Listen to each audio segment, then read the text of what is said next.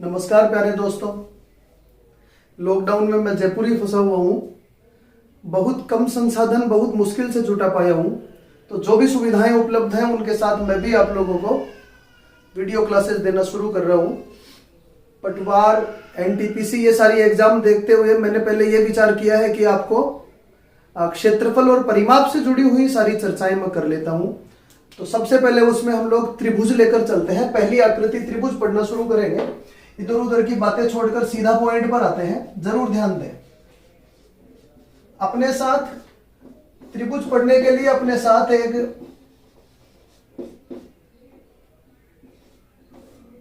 Rough notebook जरूर रखो और जो मैं बता रहा हूं पॉज करके उसे नोट करते रहिए। मैं बिल्कुल सिंपल लेवल से शुरू करूंगा, देन हम लोग मॉडरेट और डिफिकल्ट लेवल पर चलेंगे। तो ध्यान देना आप सब लोग। त्रिभुज पढ़ने के लिए सबसे पहले हमें यही जान लेना चाहिए कि त्रिभुज क्या होता है। देखिए, समतल पर स्थित कोई भी तीन बिंदु हो, उन्हें मिलाने पर, तीन असरेख बिंदु हो, उन्हें मिलाने पर जो आकृति हमें प्राप्त होगी उसे हम लोग त्रिभुज कहते हैं। समतल पर स्थित किन्हीं भी तीन असरेख बिंदुओं को मिलाने पर प्राप्त आकृति त्रिभुज कहलाती है। जैसे मैंने यहां एक त्रिभुज बनाया एबीसी। अब देखिए, किसी त्रिभुज में सदैव तीन शीर्ष हुआ करते हैं। एज आई सेड, तीन शीर्ष होते हैं। शीर्ष बोलते हैं वर्टेक्स को। ये तीन शीर्ष है, ये रहा, ये और ये, ए, बी और सी। ऐसे ही त्रिभुज में तीन भुजा होती हैं। तीन भुजाएं कौन कौन सी हैं? एक है एबी। एबी को आप उसके सामने वाले शीर्ष पर जो लेटर लिखा हुआ है उसके स्मॉल लेटर से भी प्रदर्शित कर सकते हैं। एबी को आप स्मॉल सी भी बोल सकते हैं। जब मैं बोलूं एबी बराबर 5 सेंटीमीटर तो भी ये 5 सेंटीमीटर है। जब मैं बोलूं सी बराबर 5 सेंटीमीटर तो सी के सामने वाली भुजा 5 सेंटीमीटर है।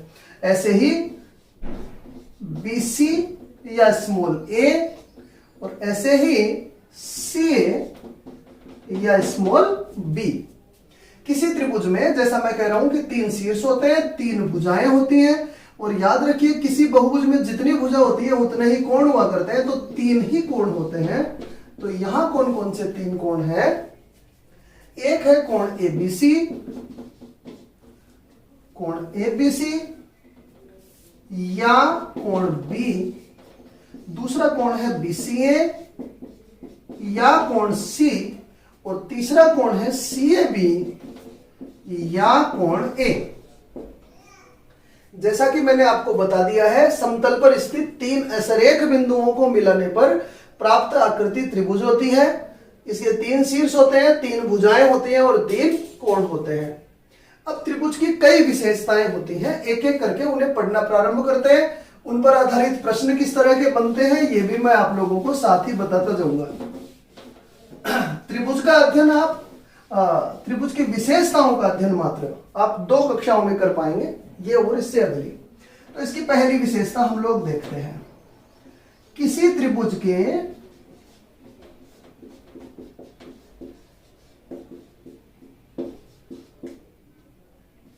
अंतःकोणों का योग, अंतःकोणों का योग सदैव 180 डिग्री होता है। किसी भी त्रिभुज के अंतःकोणों का योग सदैव 180 डिग्री होता है। अंतःकोण क्या होते हैं?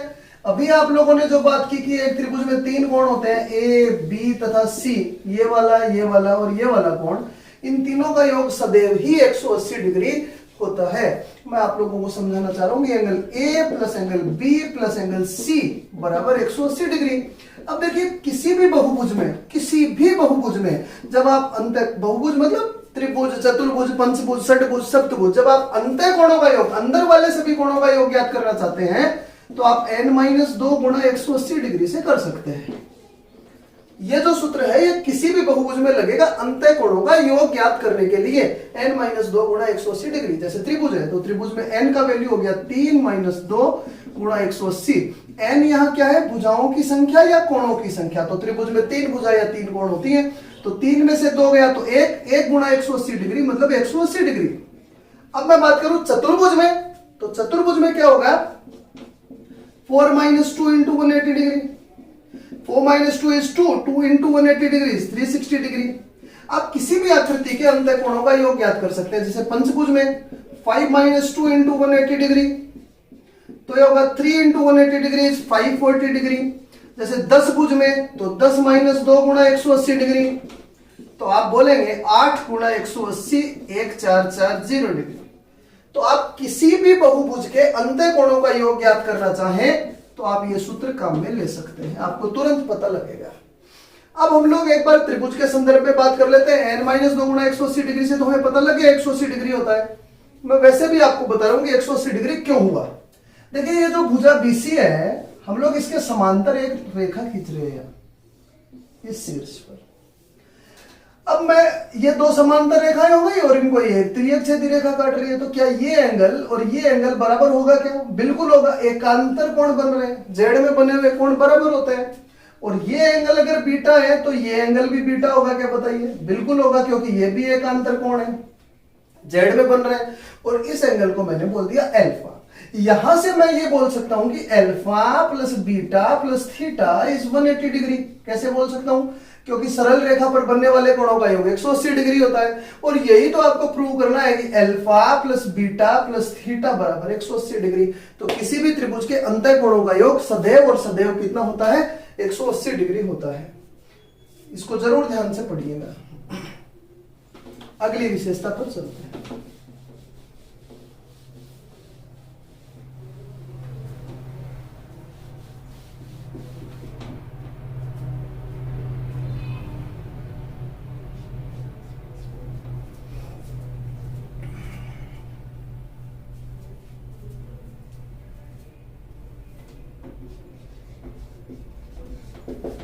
किसी त्रिभुज के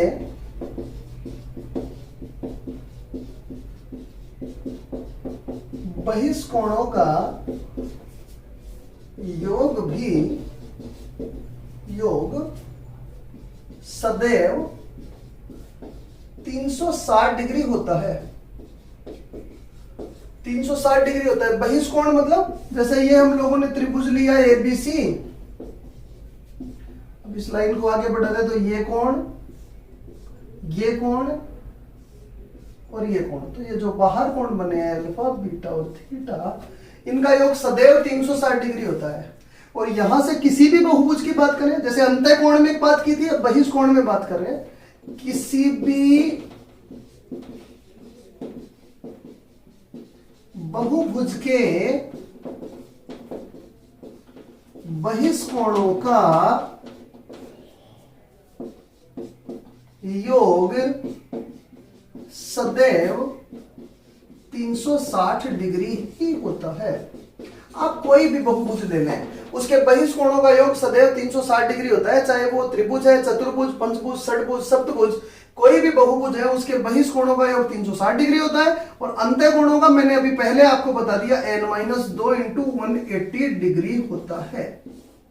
ठीक है, तो मैंने आपको बता दिया है त्रिभुज के अंतः कोणों के बारे में और त्रिभुज के बहिष्कोण के बारे में। अब उससे आगे चर्चा करते हैं। तीसरी विशेषता, किसी त्रिभुज का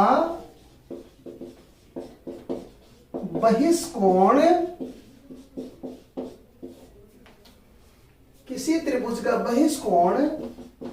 सदैव उसके अंत अभिमुख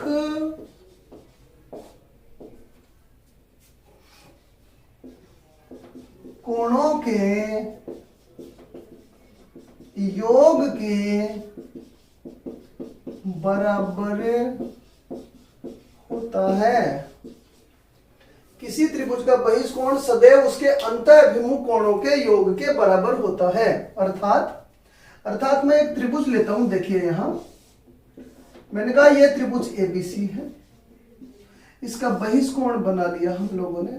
इन कोणों को मैं एक नंबर दे रहा हूं, 1, 2, 3 और 4। मैं आपको यह समझाना चाह रहा हूं कि किसी भी त्रिभुज का बहिष्कोण मतलब कोण 4 सदैव बराबर होगा अंतः मतलब अंदर, अभिमुख मतलब सामने, अंदर जो सामने कोण है उनके योग के बराबर। कोण 4 सदैव कोण 1 और कोण 2 के योग के बराबर होगा। अब ऐसा क्यों होता है, आप देखिए यहां कोण 1 प्लस कोण 2 प्लस कोण 3 बराबर 180 डिग्री है। क्यों? क्योंकि त्रिभुज के अंतर कोणों का योग 180 डिग्री होता है। फिर मैंने बोला कोण 4 प्लस कोण 3 बराबर 180 डिग्री है। क्यों? क्योंकि ये सरल रेखा पर बने हुए हैं। सरल रेखा पर बने कोणों का योग सदैव ही 180 डिग्री होता है। तो अब ये भी 180 डिग्री, ये भी 180 डिग्री, इसका मतलब 1 2 3 का योग 4 और 3 के योग के बराबर है। तो अगर दोनों समीकरणों की मैं तुलना करूं तो 3 तो खत्म हो गया। तो कोण 4 जो है वो क्या कोण 1 और 2 के बराबर हो गया? बिल्कुल हो गया। तो मैंने बोला किसी त्रिभुज का बहिष्कोण सदैव उसके अंतः अभिमुख कोणों के योग के बराबर होता है। देखिए इससे जुड़ा हुआ एक अच्छा सा प्रश्न लेते हैं, ध्यान से देखना आप। पूछा गया, एक परीक्षा में पूछा गया कि कोण 1, कोण 2, कोण 3, कोण 4 और कोण 5, इनका योग बताइए। पूछा गया कि कोण 1 प्लस कोण 2 प्लस कोण 3 प्लस कोण 4 प्लस कोण 5 बराबर क्या? ठीक है, तो आप ध्यान से अगर इस चित्र को देखेंगे तो देखो यहां एक चित्र आपको नजर आ रहा होगा, एक समकोण त्रिभुज आपको नजर आ रहा होगा, ये जिसको मैंने थोड़ा हाईलाइट कर दिया है। आप बताइए क्या ये इसका बहिष्कोण है क्या? बिल्कुल है। और बहिष्कोण जो होता है वो अंतःभिमुख कोणों के योग के बराबर होता है क्या? तो क्या बहिष्कोण अंदर वाले दो कोणों के योग के बराबर होगा? तो ये जो एंगल है ये 2 और 4 के बराबर होगा, 2 और 4 के बराबर होगा। ऐसे ही एक और त्रिभुज हम लोग ले लेते हैं, ये वाला त्रिभुज देखिएगा, थोड़ा मैं दूसरे तरीके से लाइनिंग कर रहा हूं इस पर ताकि आपको समझ में आए किस त्रिभुज की बात की जा रही है। इस त्रिभुज को देखिए, तो इस त्रिभुज का बहिष्कोण हो गया क्या? ये इसका बहिष्कोण हो गया क्या? बिल्कुल हो गया। तो ये इसके अंतः अभिमुख 3 और 1, 1 और 3 के बराबर होगा। तो यहां जो त्रिभुज बन रहा है, किसी भी त्रिभुज के तीनों कोणों का योग 180 डिग्री होता है। और इसके तीनों कोण कौन है? कोण 1 प्लस कोण 3, पहला कोण तो ये है। कोण 2 प्लस कोण 4, दूसरा कोण ये है। और कोण 5, तीसरा कोण ये है। तो इन सब का योग 180 डिग्री है और यही आपको पूछा गया है। यद्यपि आप मेरी बात नहीं समझ पाए हैं, एक बार वापस पीछे जाइए, इसको दोबारा देखने का प्रयास कीजिए, पता लग जाएगा आपको।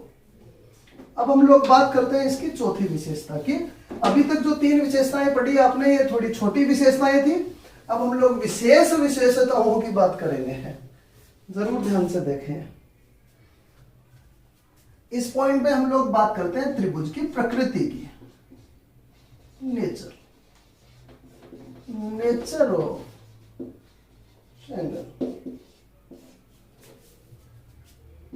त्रिभुज की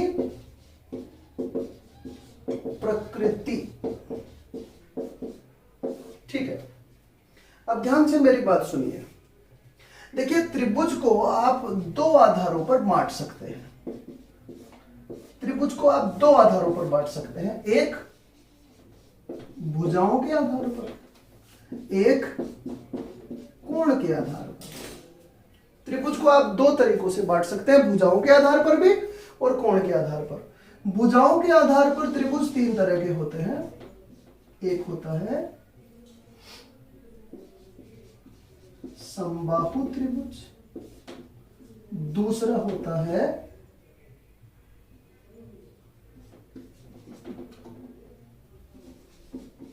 समद्विबाहु त्रिभुज और तीसरा होता है विषमबाहु त्रिभुज। ऐसे ही कोणों के आधार पर भी त्रिभुज 3 तरह के होते हैं। पहला होता है न्यून कोण त्रिभुज,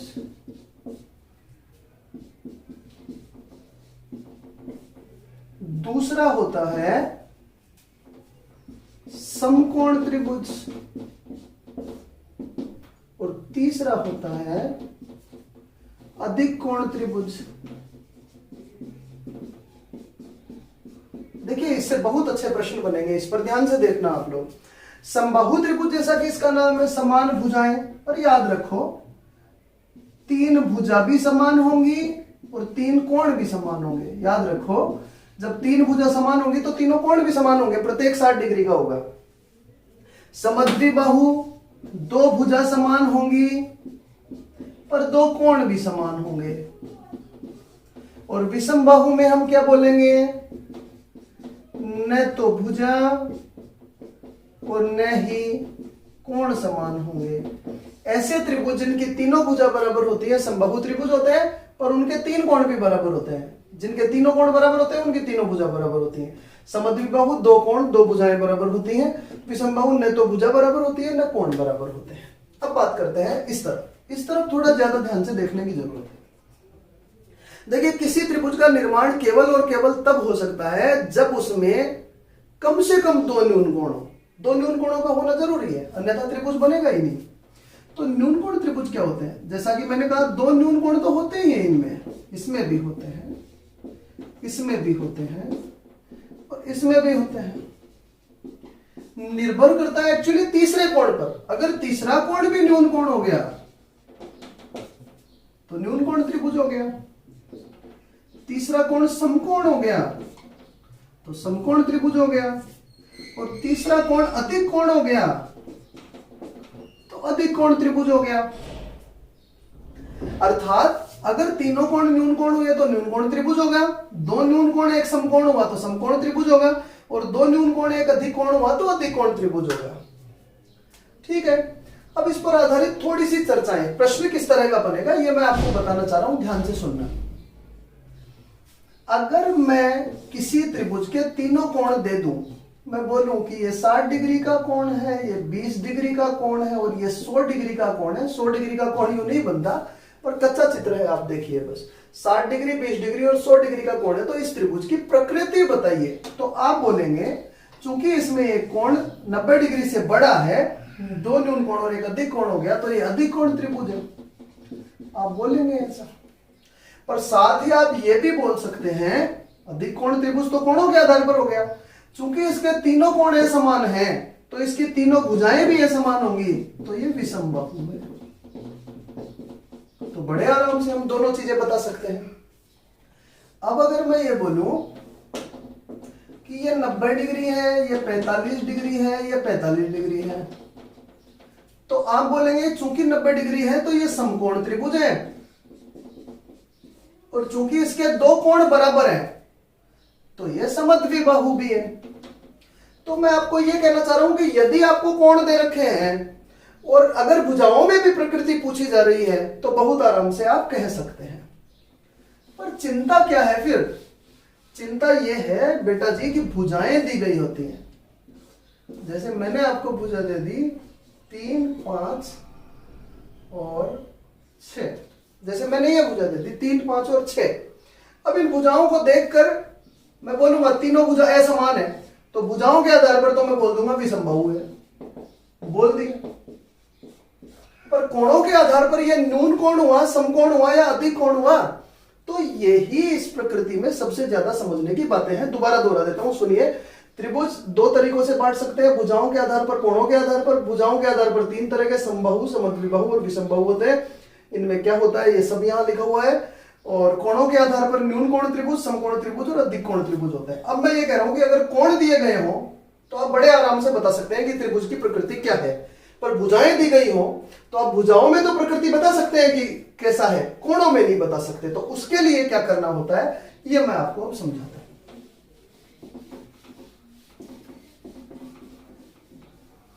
लिखने के लिए इसको पॉज करके नोट कर लिया करें।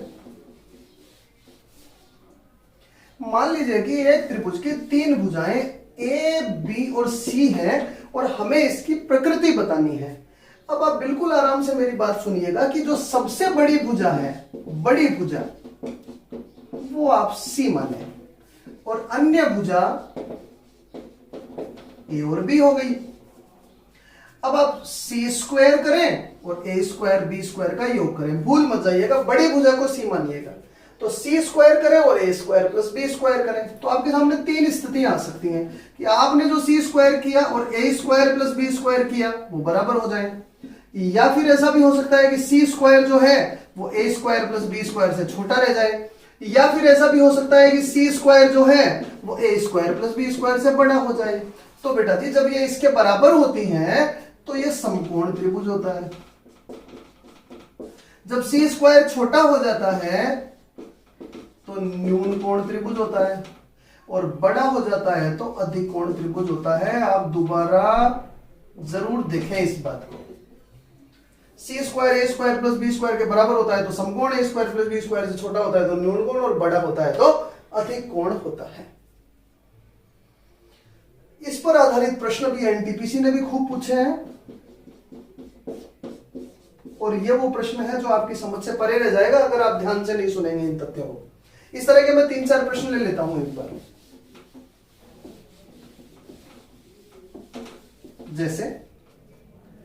जैसे मैंने कहा कि उन त्रिभुजों की प्रकृति ज्ञात करें जिनकी भुजाएं निम्न हैं। जिनकी भुजाएं निम्न हैं, एक, जैसे मान लीजिए 3, 4, 5 ले लिया मैंने, 2, जैसे 6, 7, 8 ले लिया मैंने, 3, जैसे 6, 8, 10 ले लिया मैंने, और 4, जैसे 11, 12 और 3 ले लिया मैंने। ठीक है, सबसे पहले की प्रकृति ज्ञात करते हैं। आप मुझे बताइए सी और ए बी आपको ढूंढने हैं। सी मैंने कहा बड़ी भुजा है, ए बी आप कैसे भी मान सकते हैं, इनके स्क्वायर का योग करना है। 5 स्क्वायर 25, 3 स्क्वायर 9 प्लस 16, तो ये 25 रहा, और इधर भी 25 रहा। क्या बराबर हुआ? तो ये समकोण त्रिभुज है। आशा करता हूं आप समझ रहे होंगे। दूसरा देखिए, आप भी मेरे साथ बोलिए, इसमें सी क्या लग रहा है आपको? 8 है।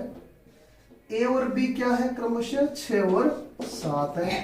तो इनका स्क्वायर करेंगे जब तो ये 64 होगा, और ये 36 और 49 होगा।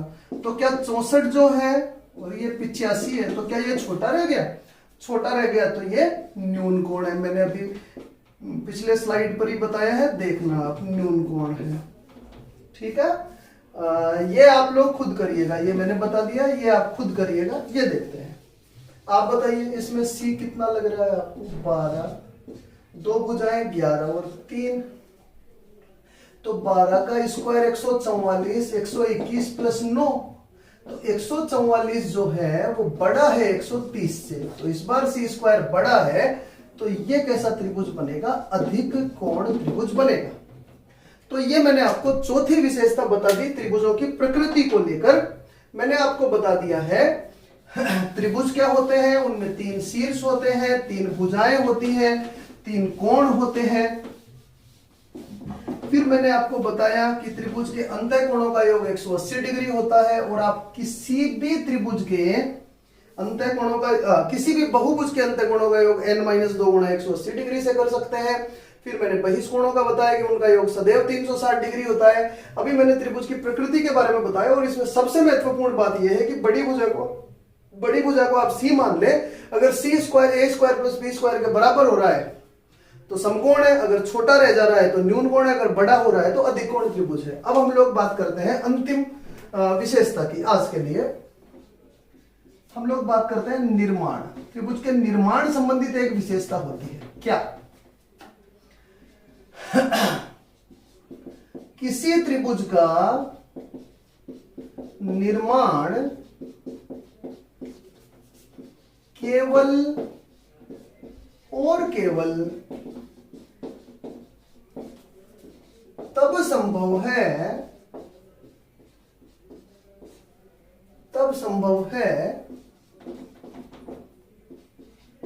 जब उसकी 2 भुजाओं का योग,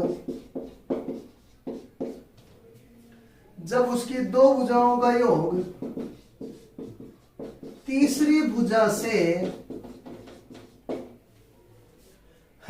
अधिक हो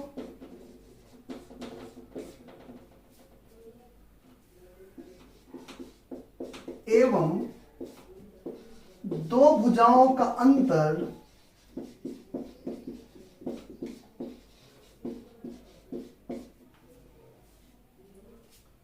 तीसरी भुजा से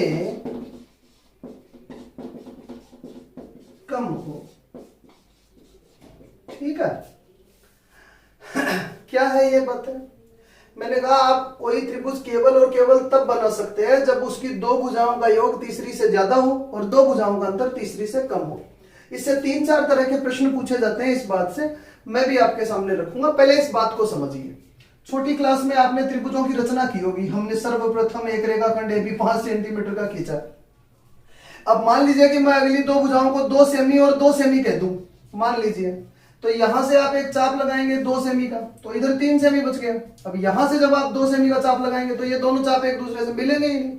मिलेंगे नहीं तो त्रिभुज ही नहीं बन सकता, क्योंकि इनका योग इससे ज्यादा नहीं है।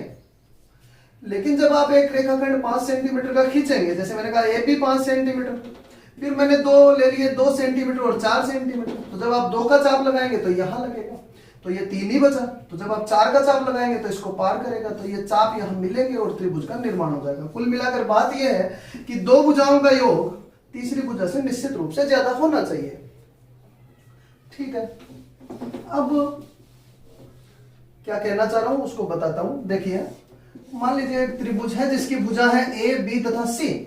एज आई सेड कि दो भुजाओं का योग तीसरी भुजा से ज्यादा होना चाहिए, तो आप बोलेंगे कि A प्लस B दो भुजाओं का योग सदैव ज्यादा होगा C से, B प्लस C सदैव ज्यादा होगा A से, और C प्लस A सदैव ज्यादा होगा B से। समझ गए होंगे? दो भुजाओं का योग तीसरी भुजा से ज्यादा होना चाहिए। साथ ही दो भुजाओं का अंतर A और B का अंतर C से कम होना चाहिए, B और C का अंतर A से कम होना चाहिए, और C और A का अंतर B से कम होना चाहिए। दो भुजाओं का योग तीसरी भुजा से ज्यादा होना चाहिए और दो भुजाओं का अंतर तीसरी भुजा से कम होना चाहिए। नोट जरूर कीजिएगा। अब इस पर आधारित, जैसा मैं कह रहा हूं, 3-4 तरह के प्रश्न पूछे जाते हैं, तो वे मैं आप लोगों को बता रहा हूं। पहला प्रश्न, किसी त्रिभुज की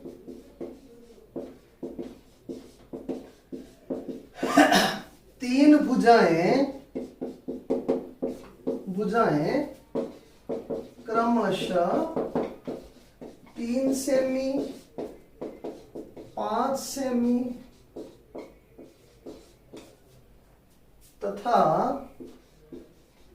A सेमी है, तो निम्न में से क्या सत्य है?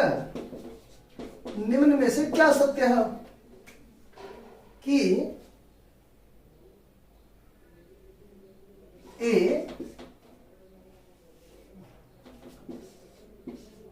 8 से बड़ा है और A 2 से बड़ा है, B 8 से छोटा है, A 2 से छोटा है, C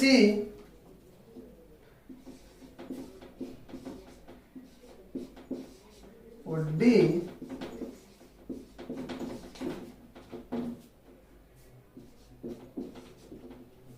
ठीक है। अब हम देखते हैं किसी त्रिभुज की 3 भुजाएं हैं। एक भुजा दी गई है 3, एक भुजा दी गई है 5 और एक मैं लिख लेता हूं A। अब एज आई सेड कि दो भुजाओं का योग तीसरी भुजा से ज्यादा होना चाहिए, तो दो भुजाओं का योग 8 हो रहा है क्या? तो 8 जो है वो तीसरी भुजा से ज्यादा होना चाहिए, और दो भुजाओं का अंतर तीसरी भुजा से कम होना चाहिए, तो क्या इनका अंतर 2 हो रहा है? तीसरी भुजा से कम होना चाहिए। तो जहां भी ये लिखा हुआ है वो आपका उत्तर है। ए जो है वो 8 से छोटा होना चाहिए, 2 से बड़ा होना चाहिए। ये आपका उत्तर हो गया। ऐसा ही कोई और प्रश्न ले लेते हैं, आप भी बताने की कोशिश करना। जैसे मैंने मान लीजिए लिख दिया 5, 11 और x, तो आप बताइए x के बारे में क्या बोल सकते हैं? x कौन है? दो भुजाओं का योग 16, x से बड़ा होना चाहिए, दो भुजाओं का अंतर 6, x से छोटा होना चाहिए। हो गया।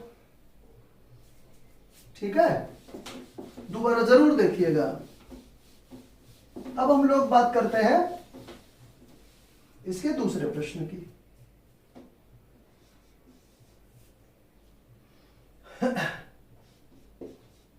एक त्रिभुज की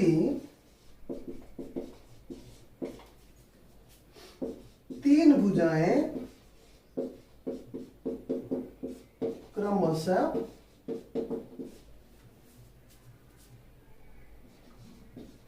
5 सेंटीमीटर, 8 सेंटीमीटर तथा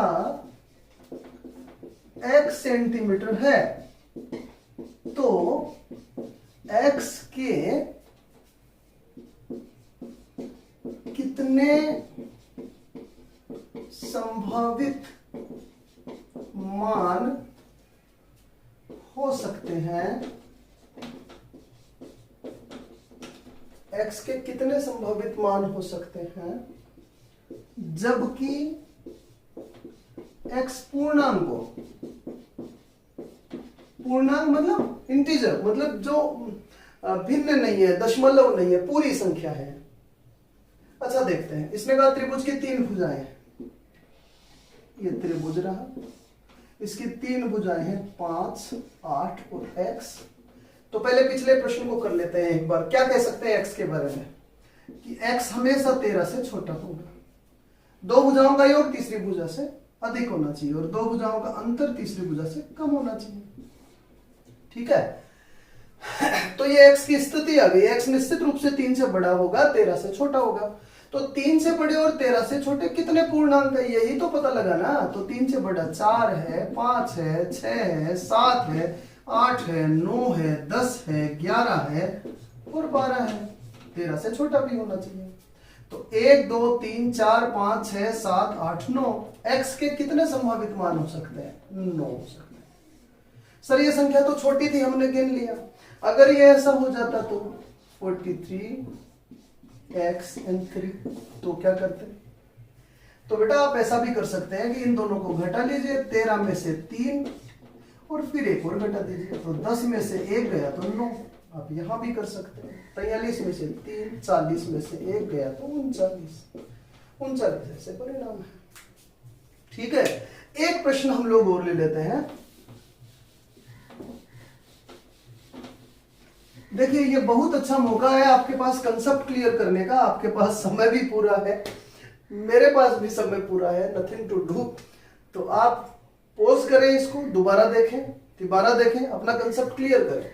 और अब एक छोटा प्रश्न और ले लेते हैं। इसने कहा एक समद्विबाहु त्रिभुज है, समद्विबाहु, जिसकी 2 भुजा 5 सेंटीमीटर तथा 11 सेंटीमीटर है। इसका परिमाप क्या होगा? अब इसके ऑप्शंस है,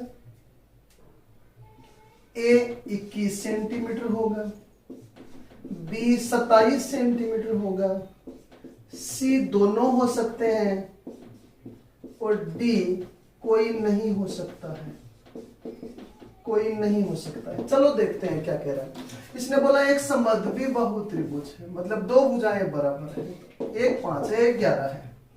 तो 2 भुजा बराबर करने के लिए इसको मैं 5 भी, बच्चा क्या करता है, इसको 5 भी कह लेता है, इसको 11 भी कह लेता है। ये 5 भी हो, समद्विबाहु ही तो बोला है इसने, समद्विबाहु लाया तो 5 होगा तो भी 2 भुजा बराबर होंगी, 11 होगा तो 2 भुजा बराबर होंगी। अब थोड़ी देर के लिए मान लेते हैं कि ये 5 है तो इसका परिमाप हो गया 21, और अगर माने 11 तो इसका परिमाप हो गया 27। और विद्यार्थी कहता है कि 21 और 27 दोनों हो सकते हैं, जो कि गलत उत्तर है। तो फिर सही क्या है? तो बेटा आप इसको 5 मान ही नहीं सकते हैं। अगर आप इसको 5 मानेंगे तो ऐसे त्रिभुज का निर्माण ही नहीं हो सकता है। 2 भुजाओं का योग तीसरी भुजा से ज्यादा होना चाहिए ना, तो 2 भुजाओं का योग तो 10 हो रहा है, तीसरी भुजा 11 है, तो यह निश्चित ही 11 है। तो आप बोलेंगे 11 11 22 और 5 27, तो आपका उत्तर हो गया ये। तो त्रिभुज की कुछ विशेषताएं मैंने आपको बता दी हैं। अगले वीडियो में मैं आपको त्रिभुज की अगली विशेषताओं के बारे में और उसके क्षेत्रफल संबंधित सूत्रों के बारे में बताऊंगा। प्रयास ये रहेगा कि धीरे धीरे चलते चलते मैं पीडीएफ भी आपको उपलब्ध कराता जाऊं, नीचे लिंक पे होगा, पर अभी के लिए नहीं। अभी आप घर रहिए, सुरक्षित रहिए, वीडियो देखिए, क्लियर कीजिए, अच्छे से पढ़िए। कोई सुझाव हो तो कमेंट में जरूर लिखिएगा। धन्यवाद।